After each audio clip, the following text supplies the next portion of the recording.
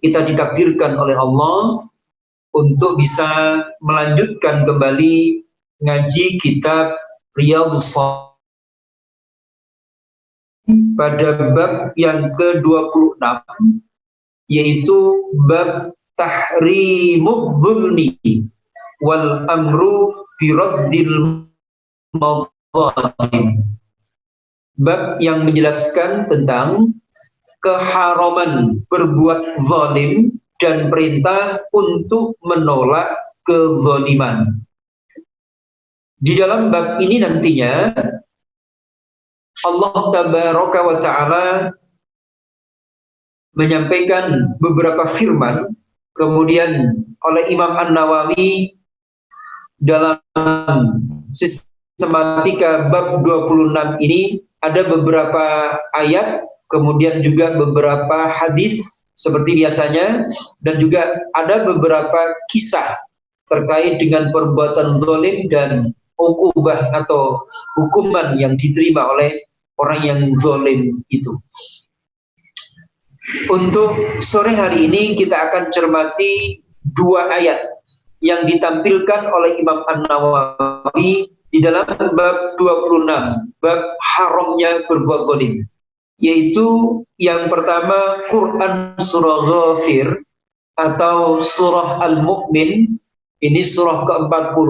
Jadi mohon dipahami, ada surah Al-Mu'minun, ada surah Al-Mu'min. Itu berbeda. Kalau surah Al-Mu'minun itu surah ke-23, tapi kalau surah Al-Mu'min itu nama lainnya adalah surah Ghafir, itu adalah surah ke-40.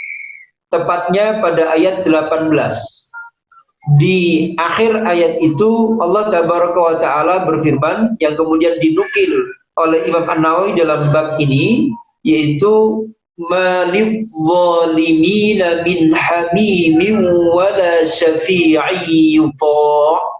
Malidh-dhalimina ora ono iku tetep kuduwe wong kang padha zalim. Apa min hamimin, apa saking konco, wala syafi'in, lan ora saking wong kang paring syafaat, yuto kang den trimo utawa den taati. Artinya apa? Bagi orang-orang yang zalim itu tidak ada teman setia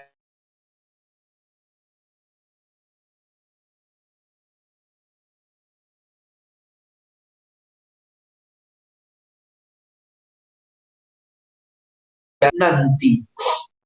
Kemudian senada dengan surah Ghafir ayat 18 ini, yaitu yang juga ditampilkan oleh Imam Nawawi dalam bab tahrimudz zulmi adalah Al-Hajj ayat 71. Wa manidh-dhalimina min nasir. Wa manidh-dhalimina, lan ora ono iku tetep kuduwe wong kang padha zalim. Apa min nasirin, apa saking wong kang padha aweh pitulungan. Artinya apa?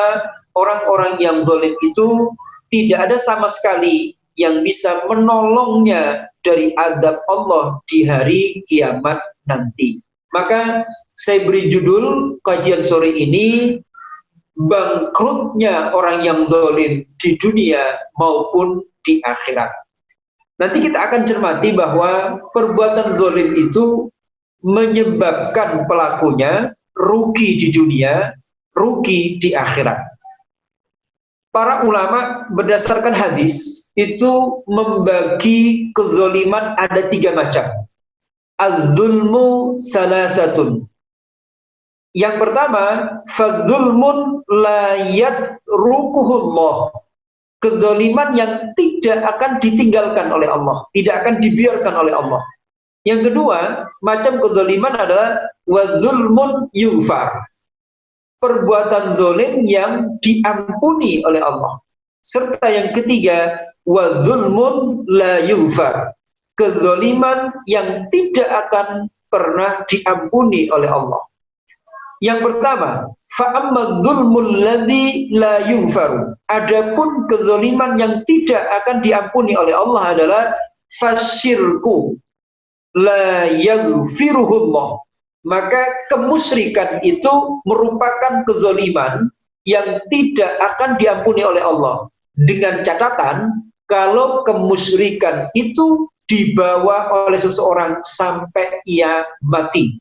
Tapi kalau sebelum mati, meskipun dalam fase kehidupannya pernah berbuat syirik, maka di situ insya Allah akan diampuni oleh Allah. Karena sejarah mencatat betapa banyak sahabat Nabi yang awalnya masa lalunya penuh dengan kemusyrikan, tetapi karena dengan taubatan nasuha akhirnya diampuni oleh Allah Ta'ala. Maka macam kezaliman yang pertama yang tidak akan diampuni oleh Allah adalah syirik, di mana pelaku syirik ini itu membawa kemusyrikan itu sampai ajalnya tiba. Maka kita mohon perlindungan kepada Allah agar dijauhkan dari syirik ini. Yang kedua, wa amma dzulmul ladzi yughfar fadzulmul 'abdi fima bainahu wa bain rabbih. Kezaliman yang ada peluang untuk diampuni oleh Allah adalah kezaliman seorang hamba antara dirinya dengan Tuhannya. Artinya apa? Hak qurrah. Jadi haqullahi ta'ala, haknya Allah yang hendaknya dipenuhi itu tidak dipenuhi. Maka kalau ini Allah menghendaki, maka kezaliman seperti ini itu bisa diampuni oleh Allah tabaraka wa ta'ala. Misalnya dalam menjalankan ibadah ada kurang sempurnanya, dalam menjalankan ibadah ada bolong-bolongnya dan sebagainya, maka di sini ada kemungkinan untuk diampuni oleh Allah tabaraka wa ta'ala. Karena dalam Islam yang namanya kemaksiatan itu merupakan kezaliman. Dan sekali lagi, bagi pelaku zalim ini sebenarnya itu wama dzolamuna walakin kanu anfusahum yadzlimun. Ketika orang berbuat maksiat, sebenarnya dia tidak sedang menzolimi Allah, tetapi hakikatnya sedang menzolimi dirinya sendiri, karena yang rugi adalah dirinya. Kemudian yang ketiga, wa amma dzulmul ladzi la yutrak, yaitu kezaliman yang tidak ditinggalkan, tidak dibiarkan. Artinya apa? Akan ditegakkan kisos atas perbuatan zalim yang dia lakukan. Maka ini adalah fadzulmul ibad, yaitu kezaliman yang dilakukan seorang kepada hamba Allah yang lain, bahkan kepada makhluk Allah yang lain. Ini akan ditegakkan kisos. Maka di situ masuk macam yang ketiga, kezaliman yang tidak akan dibiarkan. Lah, berbagai macam kezaliman itu hendaknya sebisa mungkin, sekuat tenaga kita hilangkan, kita tolak dari diri kita. Karena apa? Menjadi penyebab rugi atau bangkrut di dunia dan bangkrut di akhirat nanti. Kenapa bangkrut di dunia? Karena setiap pelaku kezaliman itu tidak akan dibiarkan oleh Allah Ta'ala.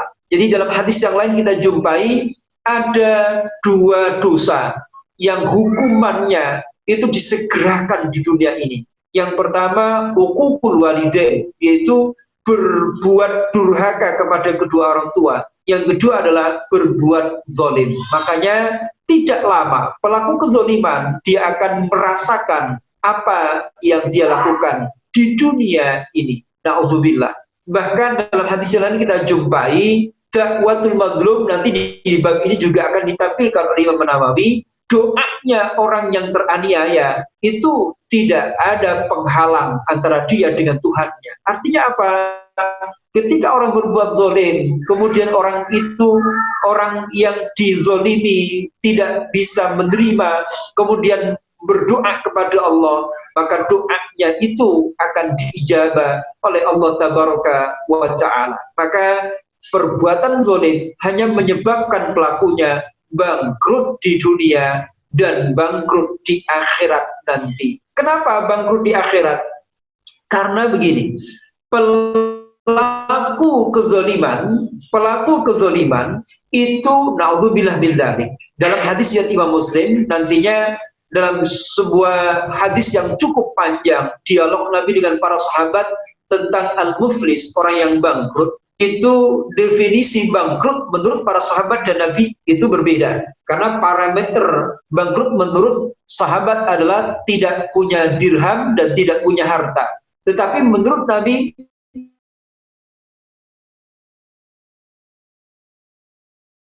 orang yang bangkrut kepada Allah dengan membawa pahala saatnya, termasuk puasa Ramadannya, termasuk sedekahnya, termasuk hajinya, tapi dia waqad syatama hadza wa qadhafa hadza wa daraba hadza. Di satu sisi dia mencela orang lain, menuduh orang lain, memukul orang lain, mengambil atau menzolimi orang lain. Akhirnya apa?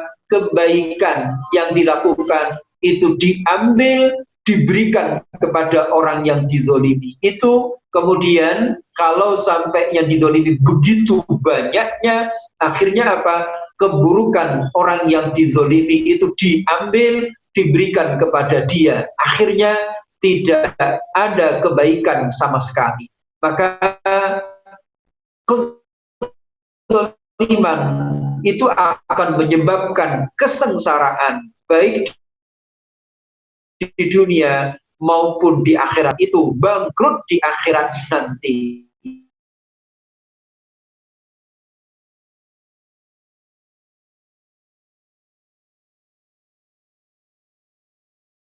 Sebenarnya kalau kita terus lebih jauh, pembuat Quran surah Yasin kita jumpai pada ayat 54, fal yawma la tuzlamu nafsun syai'an wa la tujzauna illa ma kuntum ta'malun. Pada hari ini la tuzlamu nafsun, tidak ada seorang pun yang dizalimi. Jadi memang ketika hidup di dunia itu yang namanya kezaliman, jadi az-zulmu, az-zalim dan al-madlum akan senantiasa ada. Nah, nanti pada hari kiamat tiba, la tudlamu nafsun, tidak ada satupun jiwa yang dizalimi, karena semuanya akan menghadap kepada Allah, Zat yang Maha Adil. Maka di situ akan rugi ketika orang hidupnya di dunia penuh dengan kezaliman, karena akan ditegakkan hukum akhirat bahwa siapa yang berbuat zalim, maka dia akan menerima balasannya. Kezalimannya menyebabkan dia sengsara karena akan dibalas oleh Allah Tabaraka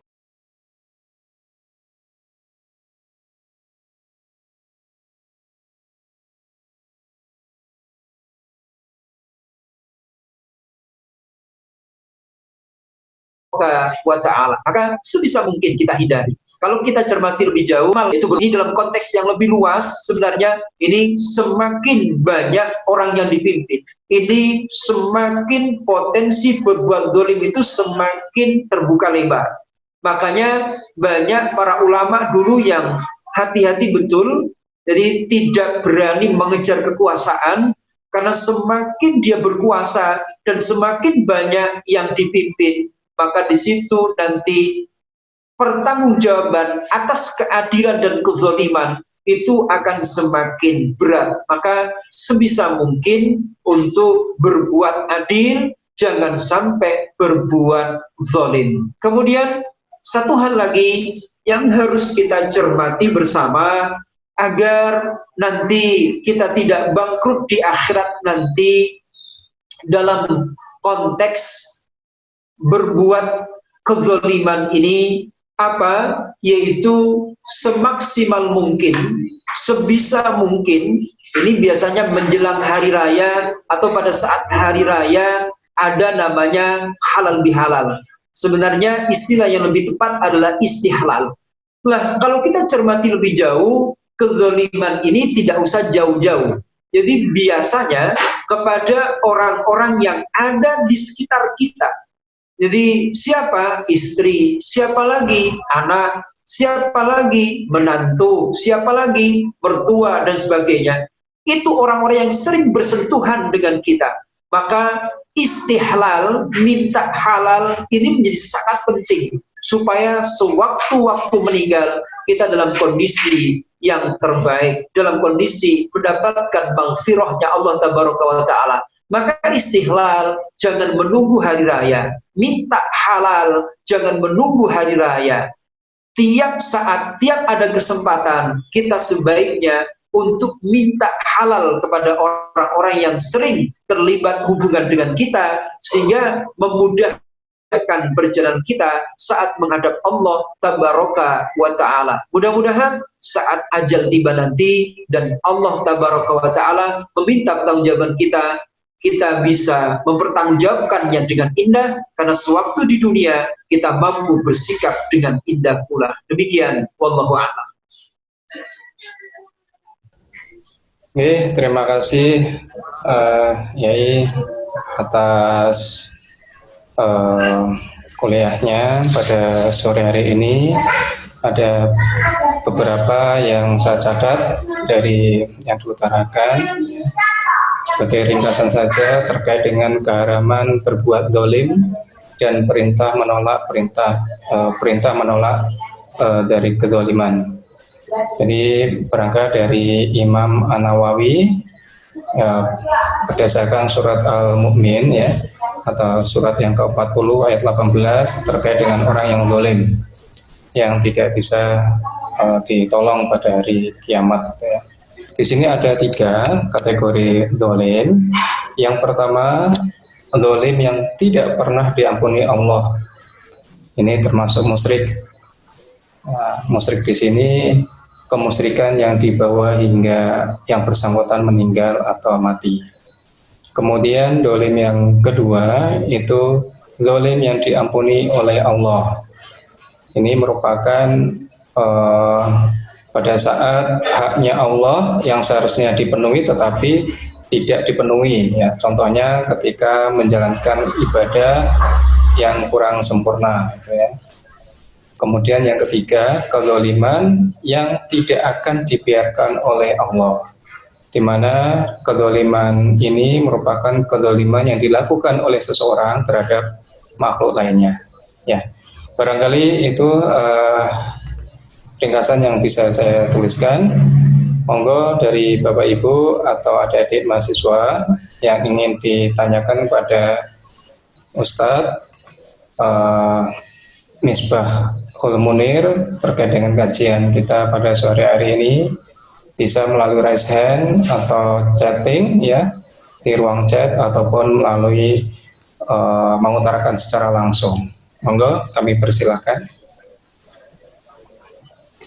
Oh ya Ustadz, ini ada dari grup chatting, yaitu yang dituliskan oleh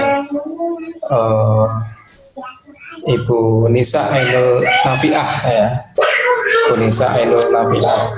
Assalamualaikum Pak Ustadz, saya ingin bertanya, karena saya orang Jawa, banyak tradisi atau adat istiadat yang harus dijaga. Salah satunya adalah sedekah laut atau di sini bukan atau ya, tapi dan ya. Sedekah laut dan ruat desa. Upacara bersih desa terkadang di situ memberikan sesajen.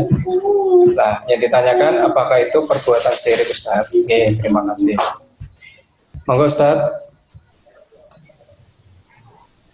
A'udzubillahi minasyaitonirrajim. Bismillahirrahmanirrahim. Memang untuk memutuskan itu syirik atau tidak harus diketahui lebih detail. Jadi prakteknya seperti apa, kemudian nawaitunya untuk apa.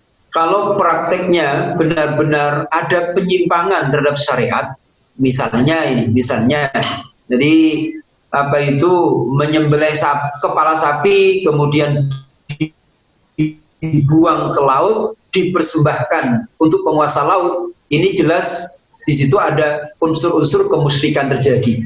Tetapi kalau hanya sedekah laut atau ruat desa atau sedekah bumi dan sebagainya, itu dipahami sebagai upaya doa bersama antar seluruh warga, kemudian di situ sambil membawa makanan, didoakan bersama dipimpin oleh seorang ulama misalnya, berdoa bersama, kemudian setelah berdoa bersama kemudian dibagikan kepada orang yang tidak mampu karena yakin dengan sedekah itu bisa menolak bahaya, maka meskipun itu dinamakan sedekah bumi atau sedekah laut dan sebagainya, maka insya Allah itu tidak masalah dan tidak dikatakan sebagai bentuk kemusyrikan. Makanya ini yang harus kita cermati bersama, prakteknya kayak apa, kemudian nawaitunya seperti apa. Kalau prakteknya tidak ada penyimpangan, kemudian niatnya itu mohon perlindungan kepada Allah agar dijauhkan dari mara bahaya supaya tidak menimpa di desa itu, maka kalau tetap ditujukan kepada Allah Tabaraka wa Ta'ala, insya Allah itu bukan bentuk dari kemusyrikan. Wallahu a'lam. Oke, terima kasih Ustadz. Ya, ini ada satu lagi penanya dari grup chat. Ustadz, Assalamualaikum. Nah, ini pertanyaan dari Pak Majid Aji Prasetyo ya. Izin bertanya Ustadz, apakah subhat termasuk dalam dolim? Dan bagaimana cara menebus dosa subhat? Apakah dengan bersedekah atau bagaimana? Mohon penjelasannya. Terima kasih. Monggo, Ustaz. Ya. Jadi di dalam hadis disebutkan al halalu bayyinun wal haramu bayyinun wa bainahuma umurun mustabihatun la ya'lamuhunna katsirun minan nas. Jadi Nabi menegaskan bahwa perkara halal itu jelas, perkara yang haram itu jelas. Nah, di antara keduanya itu ada yang dinamakan syubhat, jadi perkara yang samar, tidak jelas apakah ini halal atau haram, atau sesuatu yang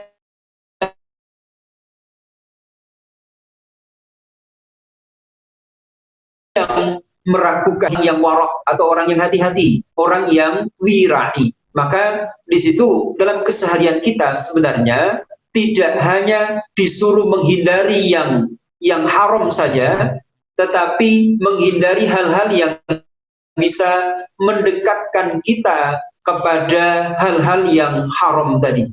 Lah, kategori sesuatu yang syubhat ini atau sesuatu yang makruh nantinya itu dilihat dulu. Jadi ada yang lebih cenderung kepada yang halal, ada cenderung kepada yang haram. Maka kalau itu lebih cenderung kepada yang haram, sejauh mungkin ya, itu kita mohon ampun kepada Allah dengan memperbanyak istighfar. Yang kedua, sesuai dengan yang disampaikan oleh Pak Majid tadi, banyak bersedekah kalau itu kaitannya dengan makanan yang kita konsumsi, dan bertekad bulat ke depan untuk berusaha menghindari yang syubhat tadi.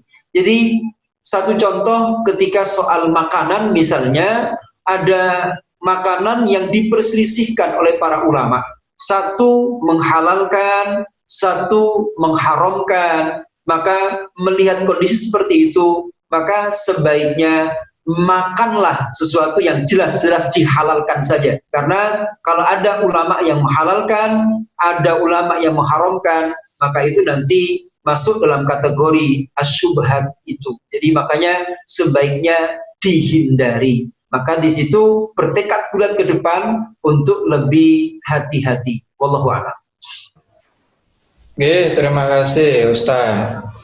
Monggo yang lainnya, Bapak, Ibu, atau adik-adik mahasiswa, bisa raise hand atau menuliskan langsung di chat, atau mengutarakan secara langsung pada Ustaz. Oke, sambil nunggu Ustaz, saya ada sedikit pertanyaan.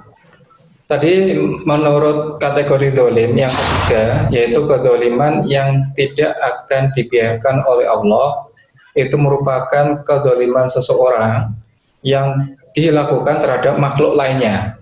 Dan yang saya tanyakan, makhluk lainnya ini apakah juga termasuk hewan nggih Ustaz?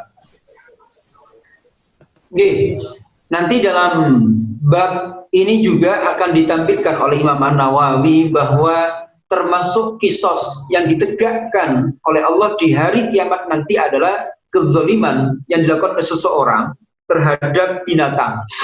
Jadi nanti binatang itu memang beda dengan manusia. Jadi manusia itu melakukan amal baik dan buruk nanti akan masuk surga atau neraka. Tetapi bagi hewan ketika dia dizalimi nanti dia dihidupkan oleh Allah dan diberi kesempatan untuk membalas perbuatan zalim yang dilakukan seseorang, kemudian setelah itu dia nanti akan dimusnahkan lagi. Jadi tetap ada berlaku kisos, tidak hanya perbuatan zalim yang dilakukan oleh seseorang kepada sesama manusia saja, bahkan kepada makhluk Allah yang lainnya, termasuk hewan tadi.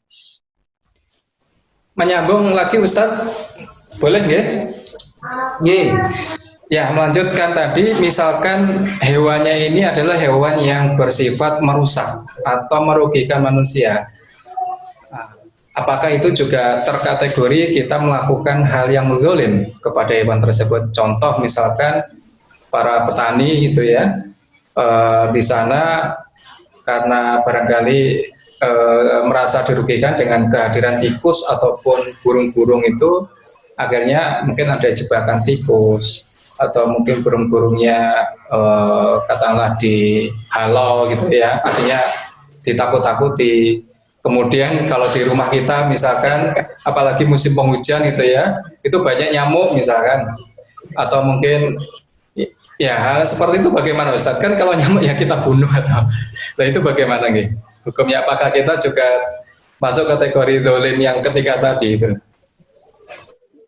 Ini lebih ekstrim lagi. Kalau siapapun itu yang mengganggu kita, jangankan hewan, kalau itu manusia mengganggu kita, maka kita boleh membela diri. Bahkan ketika kita misalnya membawa harta benda, kemudian ada orang itu mengganggu kita, meskipun dia muslim, tapi karena dibujuk oleh hawa nafsunya, kemudian merampok orang lain, maka di situ kita boleh melukai dia dalam rangka untuk menyelamatkan harta atau menyelamatkan jiwa kita. Jadi itu termasuk maqasidus syariah. Jadi hifdzul mal, hifdzun nafas. Maka siapapun yang bisa mengganggu kita, kita boleh untuk membela diri, untuk menyingkirkannya. Jangankan hewan, kalau yang mengganggu itu manusia, maka kita bisa untuk menyingkirkan manusia itu. Jadi boleh-boleh saja. Oke, terima kasih Ustadz atas penjelasannya. Jadi clear ya. Jadi zalim terhadap makhluk lain itu terkait ketika tidak membahayakan ke diri kita. Barangkali seperti itu Ustadz ya. Oke, terima kasih. Ini membunuh orang lain dalam konteks yang dibenarkan itu boleh. Misalnya apa? Membunuh di medan perang. Nabi kita Muhammad SAW itu pernah membunuh seseorang. Kapan? Pada saat perang. Jadi pernah. Karena kalau pada saat perang itu kalau tidak membunuh, ya akan dibunuh. Jadi ada kalanya kita melukai orang lain itu dibenarkan di dalam syariah. Tetapi secara umum melukai siapapun itu tidak dibenarkan. Oke, terima kasih. Ini berikutnya di Zoom group chat itu ada Profesor Sigit Darmawan yang menanyakan, kalau kita dalam posisi yang dzolimi, apa respon yang harus kita lakukan sebagai seorang muslim? Monggo Ustaz. Baik. Nabi kita Muhammad SAW itu kalau kita mencermati ada 3 macam. Jadi kalau kita berbicara akhlak, ada khulukun hasanun, ada khulukun karimun, ada khulukun azimun. Khulukun hasanun itu ketika ada orang berbuat apa itu baik kepada kita, kita pun berbuat baik kepada dia.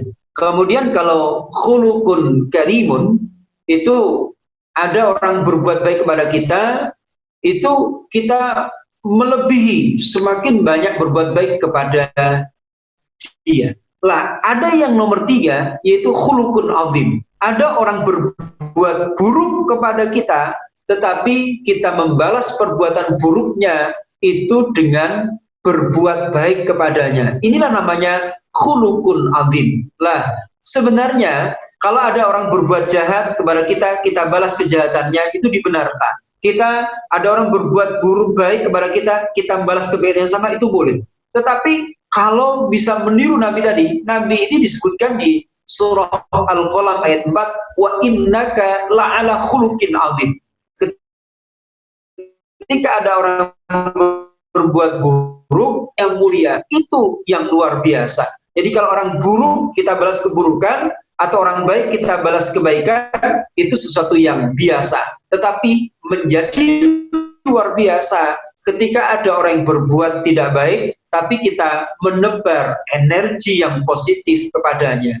Dan sebenarnya itu dilatih sewaktu kita puasa. Nabi mengajarkan ketika ada orang yang ada indikasi tidak bagus perkataan atau perbuatannya, katakanlah inni shaim. Jadi katakanlah aku sedang berpuasa. Maka dalam konteks seharian memang berat, tetapi guru saya menyatakan perkara sing abot kuwi ganjarane abot. Jadi ketika ada orang berbuat buruk kepada kita, maka kita tetap mendoakan dia. Kita tetap berusaha untuk memperbaiki hubungan dengan kita. Karena bisa jadi, dan ini berulang kali terjadi pada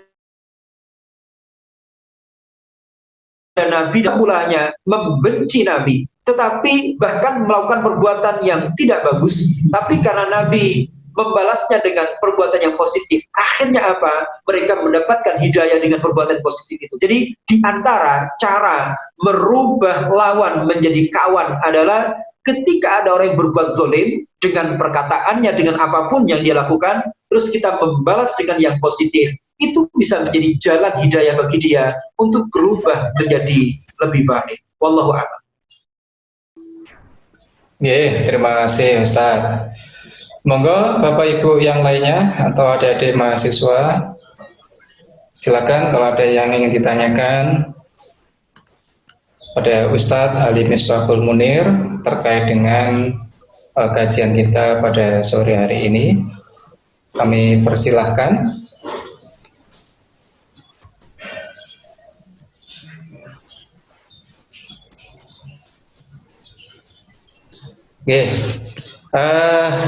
Ada yang bertanya lagi Ustadz dari grup chat. Jadi ini dari Pak Dio ya, Dio Mukti Wibowo Kusno ya, namanya panjang ya. P-nya sampai belum bisa terbaca ini P ya, Pak Dio Mukti Wibowo Kusno P gitu ya. Assalamualaikum Bapak Ustadz, mohon izin bertanya, bagaimana jika kita sendiri tidak menyadari kalau kita sering berbuat zalim? Apakah kita mendapatkan dosa atas hal tersebut? Jika memang timbul dosa, bagaimana cara menebusnya? Mohon penjelasannya Ustadz, terima kasih. Ini dari Bapak Dio Mukti Wibowo Kusno P. Monggo Ustadz. A'udzubillahi minasyaitonirrajim. Bismillahirrahmanirrahim. Disinilah dalam Islam itu ada namanya muhasabah. Jadi muhasabah dalam Islam itu ada dua macam. Yang pertama qoblal amal, yang kedua ba'dal amal. Qoblal amal itu bagaimana? Yaitu sebelum berbuat, sebelum berkata, sebelum bertindak, itu diukur dulu dengan neraca syariah. Apakah perbuatannya itu diridhoi oleh Allah, diridhoi oleh Rasulullah atau tidak? Itu namanya muhasabah qoblal amal. Kalau memang Allah ridho, kerjakan. Kalau Allah tidak ridho, tinggalkan. Itu namanya muhasabah qoblal amal. Maka di situ seorang mukmin harus terus belajar supaya tahu perbuatannya ini termasuk yang mendatangkan kezaliman untuk dirinya sendiri, kezaliman untuk orang lain, dan itu terus belajar. Jadi terus belajar terhadap Al-Quran, terhadap Al-Hadis, dan juga para kitab-kitab muhasabah qoblal amal. Yang kedua yaitu muhasabah ba'dal amal, yaitu melakukan evaluasi diri setelah melakukan sesuatu. Dan ini idealnya sekali lagi yang namanya evaluasi tidak tahunan. Biasanya kalau perusahaan dan sebagainya, evaluasi itu adalah akhir tahun. Lah, seorang mukmin itu kalau bisa evaluasinya itu tiap malam sebelum tidur. Jadi sebelum tidur itu coba dicermati satu hari tadi, kira-kira yang dilakukan oleh seluruh anggota tubuhnya ini ada yang mendolimi orang lain atau tidak.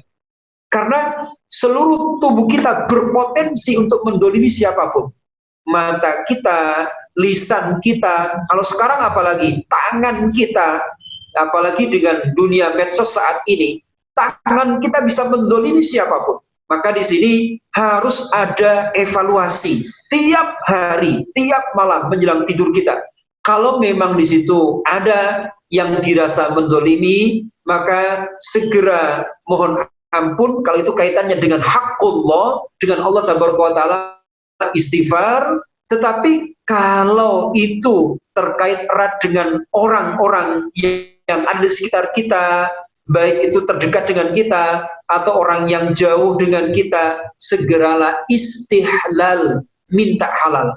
Tetapi kalau ada harta yang kita ambil, tidak cukup dengan minta halal. Sebisa mungkin kita mengembalikan kezaliman yang sudah kita ambil tadi. Jadi kalau itu berupa harta, sebisa mungkin harta itu kita berikan kepada dia supaya kita mendapatkan kehalalannya. Wallahu a'lam. Terima kasih Ustadz. Ini pertanyaan menyambung dari pertanyaan yang terakhir yang diajukan oleh adik kita Fitra. Assalamualaikum Pak Ustadz, menyambung pertanyaan di atas, apabila mungkin seseorang manusia sudah gelap mata dan mungkin hidayah sudah tertutup di hatinya karena kezaliman yang ia lakukan terus-menerus, bagaimana cara kita menasihati dengan penuh kesabaran agar seseorang tersebut bisa merubah sifat zalim dari orang tersebut? Terima kasih Ustaz. A'udzubillahi minasyaitonirrajim. Bismillahirrahmanirrahim. Dalam hadis nanti juga ada dalam kitab Riyadhus Shalihin ini bahwa ada orang jarak antara dia dengan neraka itu hanya 1 jengkal. Jadi artinya apa? Hidupnya itu dipenuhi dengan kemaksiatan. Jadi sebelum meninggal, jadi beberapa saat saja sebelum dia meninggal, ternyata dia bertobat kepada Allah. Akhirnya apa? Taubatnya itu diterima, dia beramal bagus, akhirnya dia termasuk menjadi ahlul jannah. Sebaliknya, ada orang yang di situ hidupnya dipenuhi dengan kebaikan, tapi sedikit sebelum meninggal, itu dia berbuat kemaksiatan, akhirnya melemparkannya menuju ke neraka.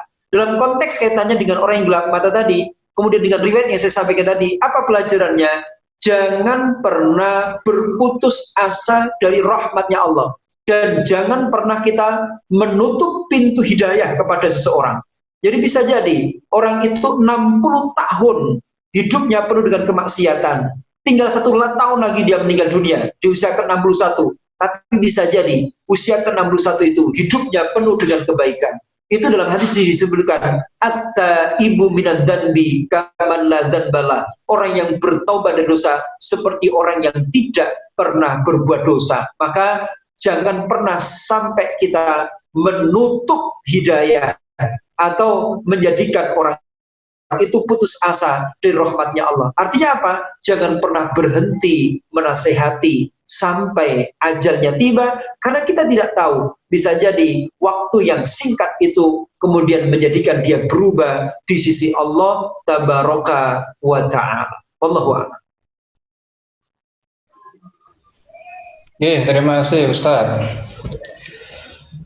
Kita masih ada waktu kira-kira 15 menit ke depan. Monggo dari Bapak Ibu atau adik-adik mahasiswa yang ada ingin ditanyakan pada Ustadz Misbahul Munir, kami persilahkan kembali.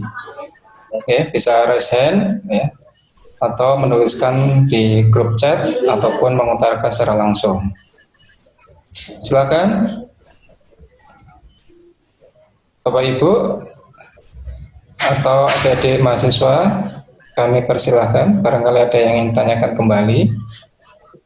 Sangat menarik tadi kajian yang diutarakan Ustadz Misbah. Nggih, Ustadz, ini ada pertanyaan kembali dari grup chat yang disampaikan adik kita Maitalia Nur Puspa Sari. Pak Ustadz, izin bertanya, bagaimana cara menjauhkan diri kita terhadap sifat zalim? Monggo, Ustaz. A'udzubillahi minasyaitonirrajim. Bismillahirrahmanirrahim. Yang pertama, jangan pernah meninggalkan majelis ilmu. Jadi jangan pernah meninggalkan majelis ilmu. Jadi kita terus dekat dengan ulama supaya kita mendapatkan bimbingan sesuai dengan Al-Quran dan Al-Hadis, supaya kita tahu bahwa perbuatan kita tidak termasuk menyimpang dari agama. Yang kedua, yang tidak kalah penting adalah jaga pergaulan. Jadi jaga pergaulan, karena teman yang baik insya Allah akan memotivasi kita juga untuk berbuat yang terbaik. Sementara teman yang buruk juga akan bisa menjerumuskan kita menuju kepada perbuatan yang buruk. Yang ketiga, yang tidak kalah pentingnya adalah jangan pernah berhenti berdoa kepada Allah Tabaraka wa Ta'ala. Satu contoh, kalau jenengan pelajari, setiap kita mau keluar rumah, ini ada satu doa tapi jarang dibaca. Padahal doa ini diajarkan oleh Nabi. Yang biasa dibaca oleh kebanyakan orang adalah Bismillah tawakkaltu 'alallah la haula wala quwata illa billah. Padahal atas satu doa ini riwayat Imam Abu Dawud, apa? Allahumma inni a'udzubika an azilla au uzalla au azilla au uzalla au azlama au uzlama au ajhala au yujhala alayya. Apa artinya? Ya Allah, aku mohon perlindungan kepadamu dari menyesatkan atau disesatkan, menggelincirkan atau digelincirkan, menzolimi atau dizolimi. Coba, ini falsafahnya apa? Setiap mau keluar rumah, menuju kemanapun, kita mohon perlindungan kepada Allah. Ojo sampai jadi wong sing zolim atau dizolimi oleh siapapun. Nah, ini perlindungan yang luar biasa, karena manusia itu lemah, maka butuh perlindungan kepada Allah, Zat yang maha kuat. Saya tambahkan soal doa tadi, begini, supaya menjadi pelajaran penting. Ada kisah nyata, ada orang itu yang hidupnya dipenuhi dengan kemaksiatan. Ada dua orang bersaudara, jadi kakak beradik, 20 tahun kakaknya ini ibadah, sementara adiknya juga demikian, 20 tahun ibadah. Ternyata apa? Ibunya tidak pernah putus asa. Jadi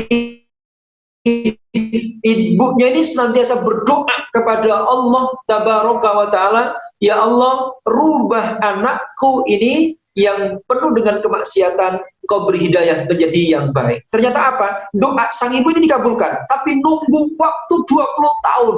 20 tahun baru itu berubah. Artinya apa? Jika Allah menghendaki dan di situ sekian tahun berlepotan dengan dosa, tetapi pada saat hidayah itu tiba, maka insya Allah siapapun orangnya, betapa buruk dia akan berubah menjadi lebih baik. Maka jangan pernah meremehkan kekuatan doa, karena bagi seorang mukmin, doa merupakan silah. Doa silahul mukmin, doa itu senjata. Maka tadi setiap keluar rumah tolong ditambahkan, tidak hanya Bismillah tawakkaltu 'alallah la haula wala quwata illa billah, tapi mulai saat ini ditambahkan Allahumma inni a'udzubika an azilla au uzalla au azilla au uzalla au azlama au uzlama au ajhala au yujhala alayya. Mudah-mudahan kita selamat dari kezaliman. Nggih, terima kasih Ustadz. Nggih, monggo Bapak Ibu.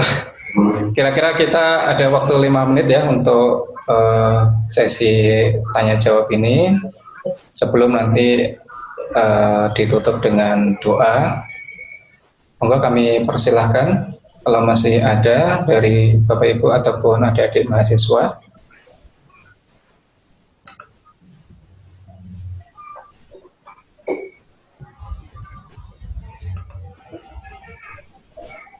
Monggo. Barangkali ada yang ingin ditanyakan kembali pada Ustadz Misbahul Munir. Bisa langsung dengan chat ataupun mengutarakan berbicara langsung ataupun dengan raise hand ya. Monggo, silakan.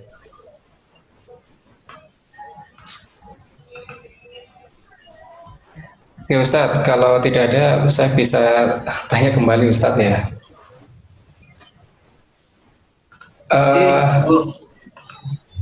Kadang-kadang kan kalau khususnya saya juga pernah ngalami sebagai mahasiswa gitu ya. Nah itu lingkungan yang paling banyak khususnya mahasiswa yang luar kota itu kan adalah kalau nggak di kampus ya di kos-kosan gitu ya. Biasanya ini bagaimana Ustaz ya? Apa ketika katakanlah di kos-kosan itu sebetulnya kita sudah menjaga gitu ya, menjaga supaya tidak terpengaruh. Tapi kita itu ada kesulitan, yaitu tadi akhirnya kita dianggap cuek atau dianggap tidak peduli sama teman satu kosnya. Nah di satu sisi kita mau pindah kos itu juga kesulitan. Nah itu gimana Ustaz? Ini barangkali ada adik-adik kita yang alami seperti itu. Pengennya kita tuh meninggalkan pergaulan yang tadi itu lingkungan kos-kosan yang kurang baik gitu ya. Tapi di satu sisi kita mau pindah mungkin barangkali ngontraknya 1 tahun ini baru ditempati katakanlah 1 atau 2 bulan ternyata kok seperti ini lingkungannya. Nah itu bagaimana solusinya Ustaz? Ya, soal teman tidak boleh diremehkan. Makanya ada satu kaidah, man taraka syai'an awadahullahu khairan minhu. Jadi man taraka syai'an lillah awadahullahu khairan minhu. Barang siapa meninggalkan sesuatu yang tidak bagus karena Allah, jadi baik itu lingkungan di pekerjaan yang tidak bagus, lingkungan di tempat kuliah yang tidak bagus, dia tinggalkan teman-teman itu karena Allah, awadahullahu khairan minhu.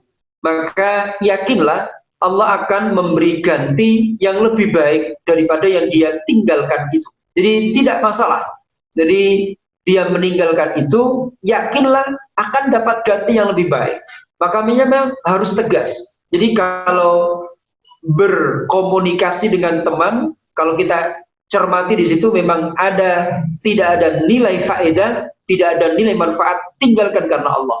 Tetapi kalau dalam batas kewajaran, yang sesuatu yang mubah saja, maka bolehlah kita ikut nimbrung di dalamnya. Tapi kalau sudah ada indikasi dan tahu persis di situ ada hal-hal yang tidak bermanfaat, bahkan sudah cenderung kepada kemaksiatan, bismillah, kita tinggalkan teman itu, kita tinggalkan tempat itu karena Allah, maka yakinlah Allah akan berikan ganti teman dan tempat yang lebih baik dan lebih barokah. Maka kalau soal menempati baik untuk kos ataupun mau menempati lingkungan tertentu, jangan pernah meninggalkan berdoa, Rabbi anzilni munzalan mubarakan wa anta khairul munzilin. Ya Allah, tempatkan aku pada tempat yang barokah karena engkau sebaik-baik zat yang maha menempatkan. Jadi di sini harus selalu dibaca. Jadi supaya dimudahkan oleh Allah, diberi lingkungan yang terbaik, diberi teman yang terbaik. Satu pelajaran berharga ketika Nabi kita, Nabiullah Ibrahim alaihissalam, itu menempatkan putranya. Jadi mohon kepada Allah, ya Allah, aku tempatkan putraku di suatu lembah yang tidak ada tanaman, inda baitikal muharram, tetapi di dekat rumahmu yang mulia. Ini menurut para ulama terkandung pelajaran bahwa yang paling utama Nabi Ibrahim di situ memilihkan lokasi untuk putranya Ismail itu yang dekat dengan Baitullah. Berarti apa? Lingkungan yang bagus yang nanti bisa meningkatkan kondisi ruhaniyah, spiritualnya, kedekatannya dengan Allah Tabaraka wa Ta'ala. Maka jangan ragu, tinggalkan yang tidak baik karena Allah, maka Allah akan berikan yang baik untuk kita semuanya. Wallahu a'lam. Oke, terima kasih Ustadz. Karena terbatasnya waktu, kita sudah hampir mendekati jam 17.00. Kami mohon Ustadz untuk menutup dengan doa. A'udzubillahi minasyaitonirrajim. Bismillahirrahmanirrahim. Allahumma ighfir lana dzunubana wa liwalidina warhamhum kama rabbawna shighara. Allahumma anfa'na bima 'allamtana wa 'allimna ma yanfa'una warzuqna ilman nafi'a. Ya Allah, karuniakan kepada kami semuanya, ya Qawiyyu ya Matin, Qadrat yang maha kuat lagi maha kokoh, kuatkan iman kami, kuatkan ibadah kami, kuatkan akhlak kami, kuatkan ekonomi kami, kuatkan fisik kami, kuatkan hubungan persaudaraan di antara kami. Ya Allah, ya Hadi, ya Rasyid, Qadrat yang bimbing lagi memberi petunjuk, bimbing kami semua ya Allah, bimbing putra-putri kami, bimbing santri kami, bimbing pemimpin yang kau beri amanah di negeri ini ya Rabb, agar hidup kami semua senantiasa menomor satukan Engkau, jujur, ikhlas, sabar, syukur, rendah hati, memiliki rasa malu dan rasa takut kepadamu, taslim, tawakal, ridho, hati yang khusyuk, istiqomah beribadah hingga ajal kami tiba. Rabbana taqabbal minna innaka antas samiul alim wa tub alaina ya maulana innaka antat tawwabur rahim. Rabbana atina fid dunya hasanah wa fil akhirati hasanah wa qina adzabannar. Wa sallallahu ala sayyidina Muhammadin nabil ummi wa ala alihi washabbihi wa baraka wa sallam. Subhana rabbil izzati amma yasifun wa salamun al mursalin walhamdulillahi rabbil alamin.